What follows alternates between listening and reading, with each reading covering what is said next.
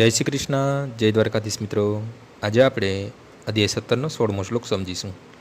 મનઃ પ્રસાદ સૌમ્યત્વમ મૌન મહાત્મ વિનિગ્રહ ભાવ સંશુદ્ધિરિત્યેતપો માન સમુચ્યતે. અને સંતોષ, સરળતા, ગાંભીર્ય, આત્મસંયમ તથા જીવનની શુદ્ધિ આ સર્વ મનના તપ છે. મનને સંયમિત કરવું એટલે તેને ઇન્દ્રિય તૃપ્તિમાંથી અલગ કરવું.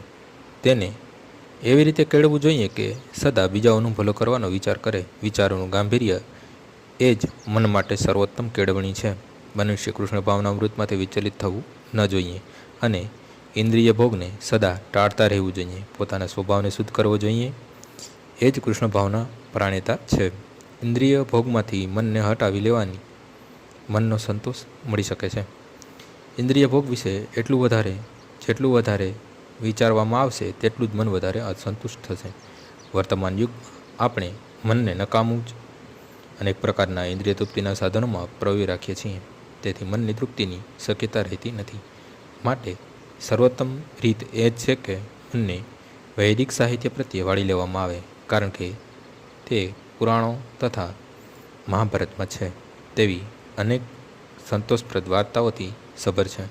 મનુષ્ય આ જ્ઞાનનો લાભ લઈ શકે છે અને પોતાની જાતને શુદ્ધ કરી શકે છે. મન કપટથી રહિત હોવું જોઈએ અને મનુષ્ય સૌના કલ્યાણનું ચિંતન કરવું જોઈએ. મનનો અર્થ એવો છે કે મનુષ્ય નિરંતર આત્મ સાક્ષાત્કાર વિશે જ વિચાર કરે.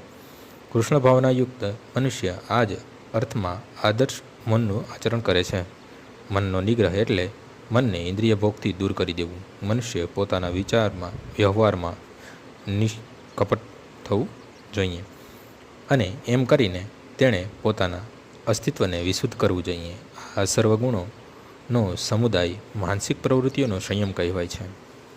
આજનો શ્લોક અહીં પૂર્ણ થાય છે. આવતીકાલે ફરીથી સવારે 6 વાગ્યે મળીશું. જય શ્રી કૃષ્ણ.